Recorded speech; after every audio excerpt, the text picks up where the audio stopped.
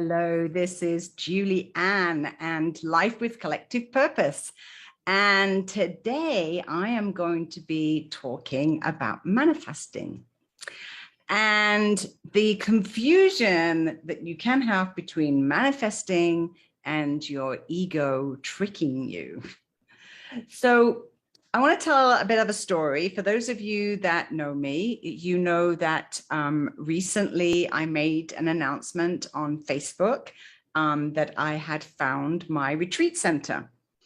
I had been manifesting and dreaming for at least 3 years about owning my own retreat center in Puerto Vallarta in Mexico, where I could bring together all of my authors that I have published, plus other spiritual leaders and wisdom keepers, that they could all gather in this amazing retreat center in Puerto Vallarta, where we could inspire and change the world by sharing our knowledge. Now, for those of you that know me, you know that I have, some people would say, a charmed life, although this year has been quite exceptional in terms of some of the bad luck and upheaval that I've experienced. I lost my fiance in the middle of August, and I also nearly died myself from pneumonia. That was a very traumatic time, not only with the illness, but my fiance was in coma for almost 30 days. And so being here in Mexico by myself with no family or friends during COVID time, I really relied on my community to help and support me. So, of course, my community was really delighted to hear that I'd had a turn of events and that I had found my retreat center and that I would be moving there. Now, the turn of events would be extraordinary in any circumstances. But the fact that this did not turn out to be the way I expected it to be makes it even more extraordinary. So let me tell you the story. So when my fiance died, his nickname was Azuka, which is sugar. He was a really extraordinary man, full of joy. And everybody that had met him was always happy when they were around him because he was just so joyful. Now, when he passed, I had quite a few people helping me to connect with him on the other side. And the theme that I had, it doesn't matter who I was talking to, it was always around my safety, keeping me safe and keeping me happy. And so I had been, communicating with Azuka as I was going through the journey of grief. And I clearly remember that I was driving into Puerto Vallarta, into Old Town, and I'm in the car and I'm chatting along with Azuka. And I said to him, Azuka, I think I'm ready for a new partner. I feel very lonely. I miss you so much. I miss the company of somebody who's joyful all the time. I miss the companionship and the encouragement. I miss the nurturing and the love.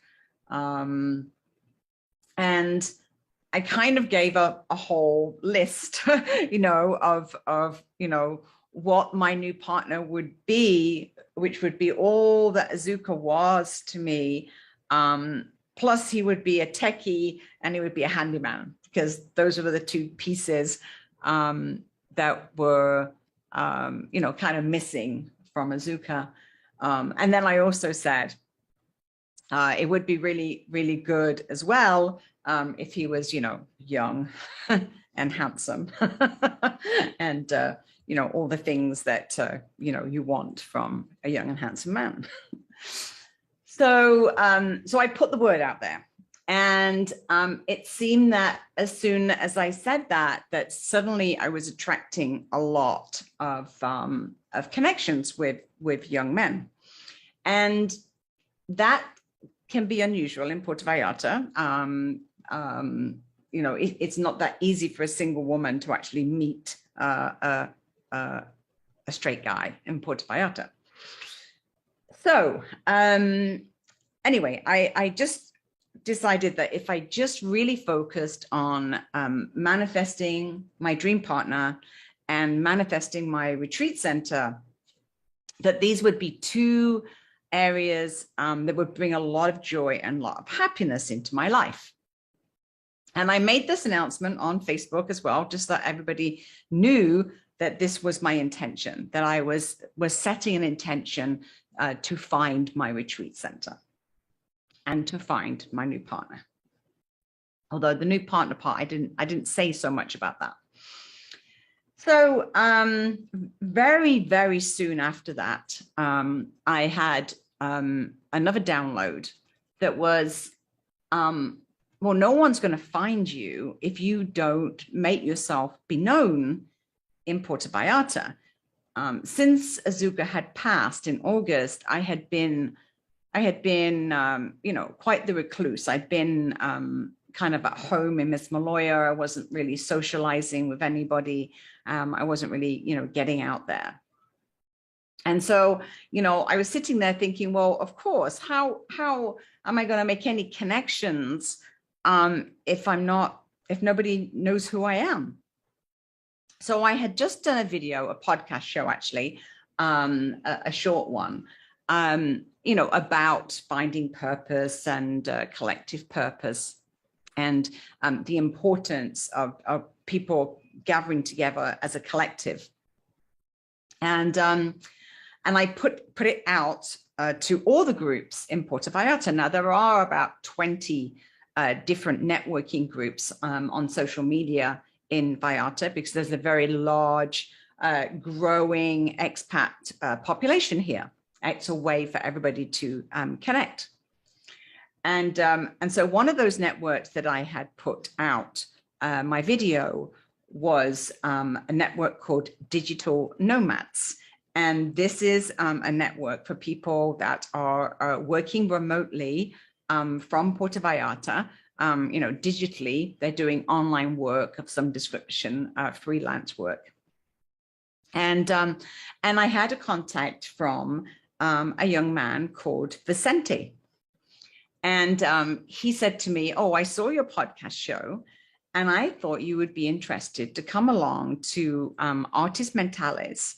It's a flotation center, and you can meet John, who facilitates it, and he does coaching. So without any hesitation, I just said yes. And because, of course, I'm following the breadcrumbs of manifesting, which is, you follow the clues, you look for coincidences, you follow your intuition. And so I grabbed my podcast equipment, and the very next day headed up to Cinco de Diciembre area of Puerto Vallarta. And as I'm driving up and up and up the hill to the very top of the hill, the houses are getting more spectacular. The villas are just beautiful, and a lot of the traditional Spanish architecture. And of course, as you went further and further up the mountain, you were getting a more and more spectacular view of the Bay of Banderas and all of the downtown of Puerto Vallarta. And as I'm driving, I can remember clearly thinking, wow, it's really beautiful up here. I would never consider previously even thinking about having a retreat center that close to downtown, because downtown can be very noisy. You know, there's a lot of music and nightclubs. And of course, if you're, you know, anywhere in the vicinity, even up the hill, then the noise from downtown can certainly reach you, and sirens and things like this. But this house was very much at the very, very top of the hill. And I was amazed by how quiet it was. And as I stood outside the property, I was impressed by the grandeur of it. It had a, you know, very large wooden door, big archways, and turrets, and, you know, very grand property. And I was greeted at the door by Vicente. He showed me through the property to meet John. As I walked out to the outside, you know, I was taken aback by the most amazing view. And John introduced himself to me, and as I'm looking around the property, I happened to look over you know, the edge of the building, and there was a casita, and I said, "Oh, that's is that your property as well?" And he said, "Yes, that's the casita. It belongs to the property, and in fact, our tenants have just moved out. If you know anybody who's interested in renting." Of course, my mind is going like crazy, because this is the first time I had seen this area, and I was impressed by the area. I said, "Oh, actually, you know, I may be interested myself."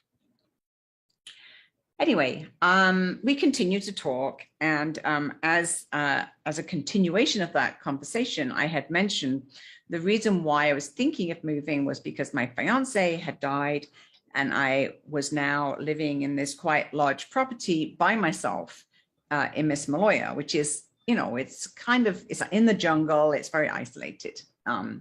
Great if you're a couple, not so great if you're by yourself.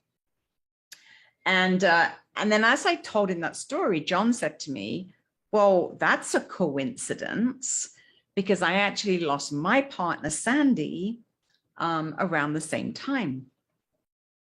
And I said, "Wow, that's amazing. Well, that's an amazing coincidence." And just as I said that, there was a large bumblebee that kind of buzzed in front of my face, and I had used this in meditation as a sign. You know, if I was going down the right path towards manifesting my dreams, this sign would be there. So I'm looking at all these coincidences, and then John said to me, in fact, Sandy had said to me when she passed, because I said to her, "You know, what's going to happen to this place after you leave? You know, you're the one that's been bringing all the customers. You're the one that's been bringing the energy and the light. You know, I don't know how to run this retreat center. What's going to happen?" And she had told him, "Don't worry, a woman will be coming along. She's going to take care of everything, and she's going to bring a lot of light and energy and people to the retreat center." And so then he kind of looked at me and he smiled and he said, "And there you are." So I kind of laughed and showed me around the building. It was 6 bedrooms. It had a really large living room space. You could easily fit 100 people.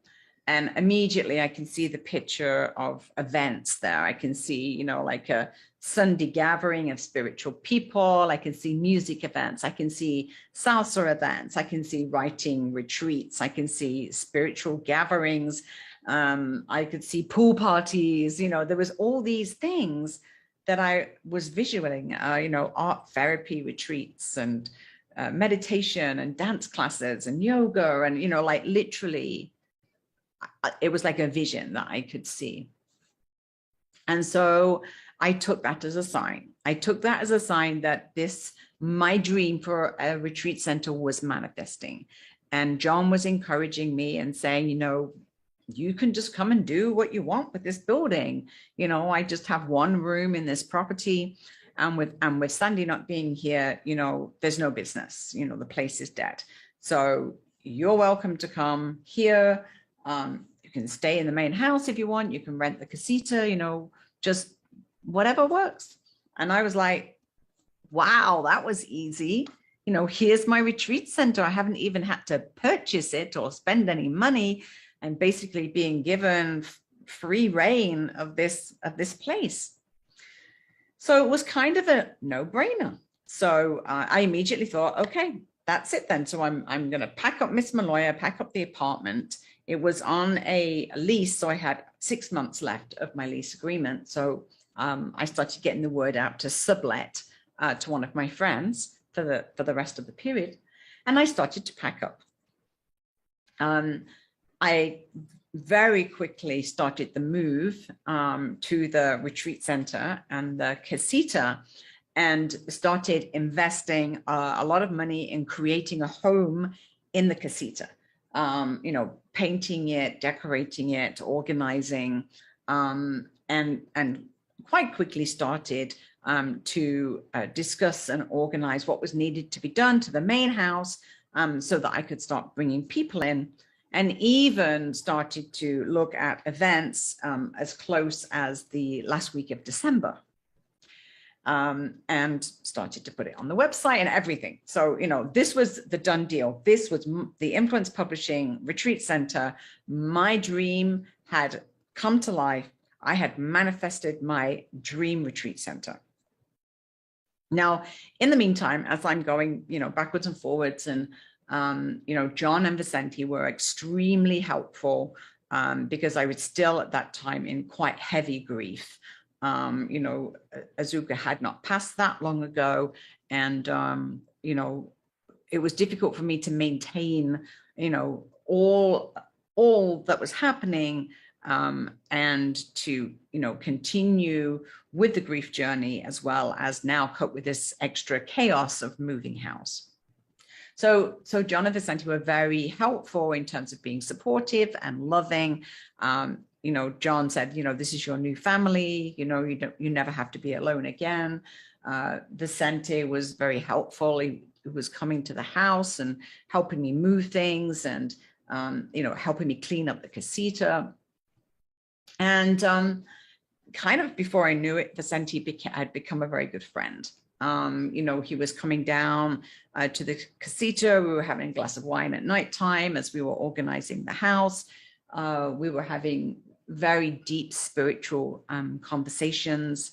I was sharing all my dreams for the retreat center, and we started to get quite close.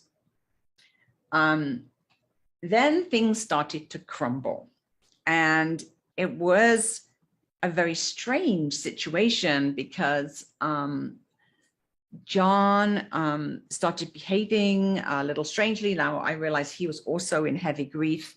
And so, you know, that's not a good situation. You know, emotions are running high. But I decided to kind of back off. I'm like, okay, maybe I'm putting up too much pressure in terms of getting things up and running too quickly at the retreat center. The next thing I know is I received an eviction notice, basically saying that the big house had been sold, and therefore the casita had been sold, and I needed to leave the property. Now, of course, at this point, I'm just like, what? You know, this is my dream. You know, I've shared this with everybody. I've told everybody about my new retreat center, the Influence Publishing new retreat center, and, you know, and how amazing it is. And I'm letting my ego really get carried away, because everybody on Facebook's congratulating me and saying, oh my goodness, Julie, you're so amazing at manifesting, you know, you're the magical manifester. Oh my God, how do you do it? And basically I just allowed my ego to just run with this. And I think somewhere along the line, I had mixed up, you know, manifestation of my dream, the retreat center, and forgetting, you know, to do things like put stuff in writing, get clarity, etc. So So this was not my dream. This was not my retreat center. And after spending 6 weeks decorating, planning, making the casita beautiful, and, you know, pretty much within 6 weeks, I still had boxes unpacked. And now I was being asked to move out. Now, the one person that was an absolute rock through this whole thing was Vicente. And by this time, we had started to get romantically involved. And as the pressure and the stress of my dream being taken away from me, and having to move again after only 6 weeks, we became closer and closer within our relationship. And I realized that this was connected to Azuka. And the turning point of my realization for that was one evening, we're having dinner, and Vicente suddenly looked at me with a strange, not a strange, but a very calm look on his face. And he just said, "I give Azuka permission to use my body." And the next thing I know, Azuka was in Vicente's body, communicating with me directly through Vicente. Now, this has happened a few times since, and we've got help in terms of supporting us in that communication, but realizing that this whole story of manifesting a retreat center was never about the retreat center. It was only my ego that made it about the retreat center. In the meantime, my relationship with Vicente and Azuka was blossoming, and my spiritual relationship was blossoming. But I was letting my ego distract me from all of that was happening as well because of the retreat center. So the minute I let go of the retreat center and said, this is not actually my retreat center. This was never about the retreat center. This was always about Azuka and Vicente. And now I realize that when it comes to manifesting is really a manifestation of our spiritual journey, our path. And my path is a much bigger path than I ever realized it was. And in order for me to do that, I've now been shown a new soulmate, a spiritual partner, which is also very connected to Azuka. So I've now got that strong connection with Azuka, but also now with my new partner, Vicente. And together we're having very deep spiritual conversations about the new generation of healers, which is Vicente. And the partnership of the two generations joining together, this is the evolution of healers, the evolution of spiritual leaders. So it's a very significant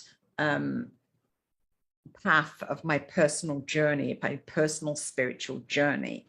And now I am back in Miss Maloya, back in my old apartment, and just delighted to be back here.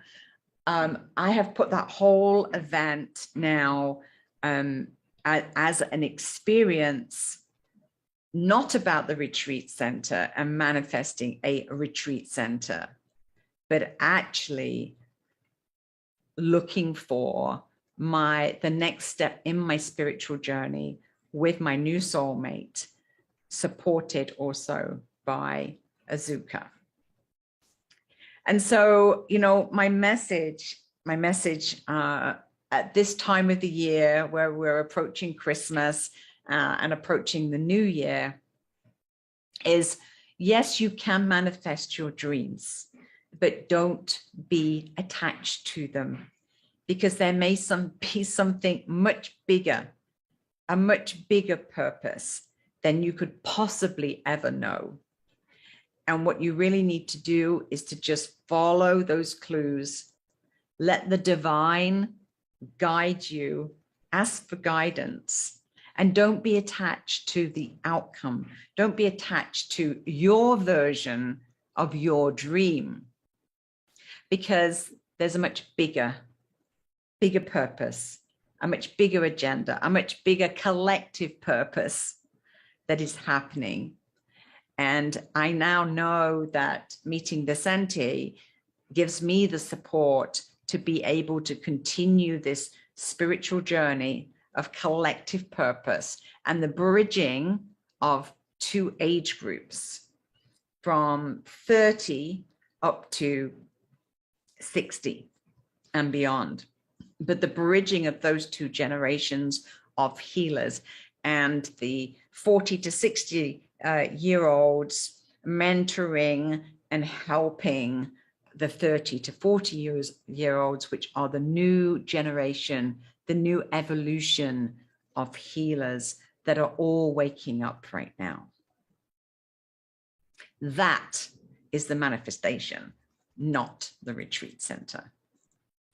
So listen to the guidance, but don't be attached to the outcome, because you might actually be surprised that what the divine has in store for us is much bigger than we could have ever imagined. Thank you, and keep living life with collective purpose.